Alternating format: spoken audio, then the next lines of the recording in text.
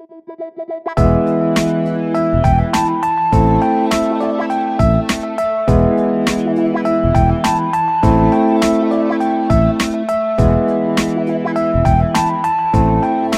series of technical procedures are required in the process of making a limited edition screen print.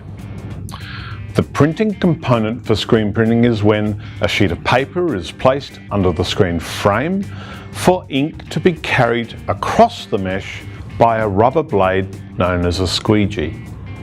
Layers of colour made from stencils are combined to produce an edition, which is a series of identical versions of the same image. Remember that when working in the printmaking studios, you need appropriate clothing and enclosed shoes. Lab coats are provided if you want to protect your clothes. Unlike most matrix-based methods where an edition is printed after the plate or block work has been completed, a screen printed image is a cumulative one.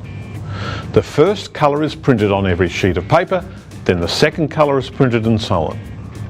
Therefore, registration is crucial to the development of the completed image. While your hands are clean, cut or tear your printing paper with a clean rule to the format you require. Cutting your paper with a blade may be best relative to the registration method that you're going to apply. It's wise to prepare enough sheets of paper to accommodate your edition and for the odd misprint. Your printing station is located on the working benches. Half of the bench, where the screen hinges are located, is for printing, while the other side accommodates the printing materials. Check that the bench is clean and dry before positioning your paper. The materials gathered at the printing station include your paper, prepared to the desired format, a squeegee, Lascaux printing paste, acrylic paint, a plastic container with a lid, a sheet of acetate, a roll of masking tape, a spatula to mix and apply your ink, dry rags, and newspaper. The squeegee should be bigger than the stencil area that you want to print, and it's best to check that the blade edge is sharp and free of cuts, as this is going to affect your print quality.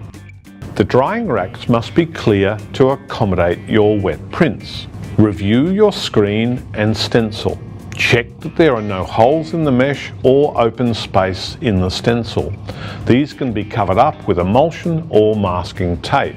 If you have more than one stencil positive on the screen that you're using, use newsprint or tape to block out those areas of the screen to ensure that ink doesn't pass through them. Position your screen into the two open screen clamps so that the flat side of the screen is face down. Ensure that the clamps are screwed as tightly as possible to avoid the screen slipping in the process of printing. The screen can now pivot up and down on the same position on the printing base. Make sure that the printing bench is clean and clear of tape. Attach a sheet of acetate to the printing bed so that it's under the screen.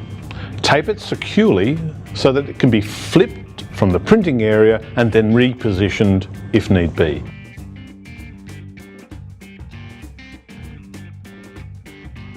For health and safety reasons, water-soluble inks are used in the production of artist-quality screen prints. These inks combine acrylic paint with a screen extender base, which gives the appropriate viscosity to the ink for it to pass through the mesh of the screen.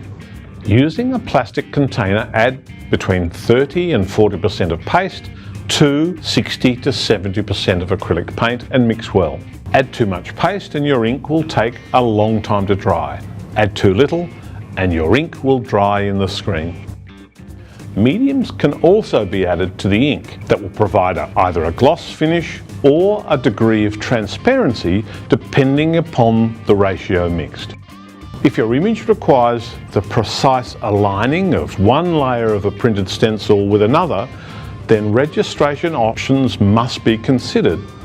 One simple method is to attach 3 pieces of square-edged material to the printing base.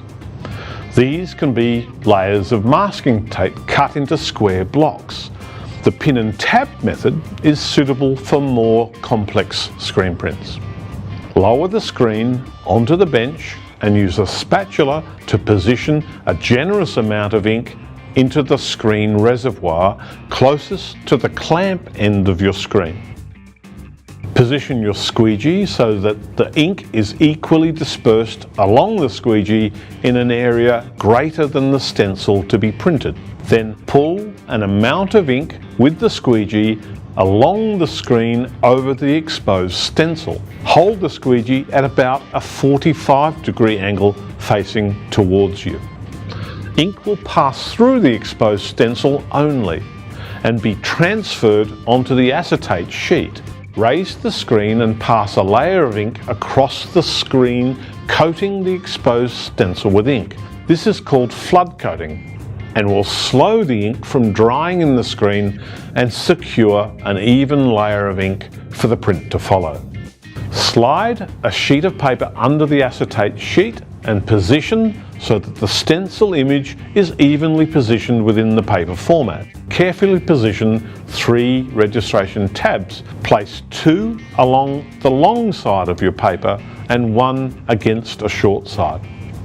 The tabs should be high enough so that the sharp edge of the paper butts securely against it.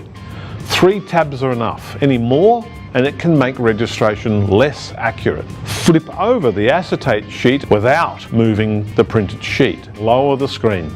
Repeat the action of pulling the squeegee towards you with a firm, steady pressure so that the ink now transfers onto your paper. You don't need to take a large amount of ink as the flood coat that you've applied has already filled the screen. The squeegee should leave the mesh wiped clean. If there's a film of ink left in the screen, then it means you've got insufficient printing pressure. Raise your screen, making sure that the printed paper is not in contact with the screen, and then re-flood coat. Prop up the screen and remove the printed paper and place it into the drying rack. Repeat this process until all of your sheets of paper have been printed. After printing, remove excess ink as quickly as possible and use the washout trough to clean the screen so that the ink residue doesn't dry and block out your screen mesh. For wet screens, you can use a hairdryer or you can place it in the fan unit in the screen storage room. When all printing is complete, your screens must be stripped of emulsion and ink residue and then returned to a Making Centre technical staff member. Make sure you clean your printing station for the next person to print, and don't forget to collect your prints once they're dry.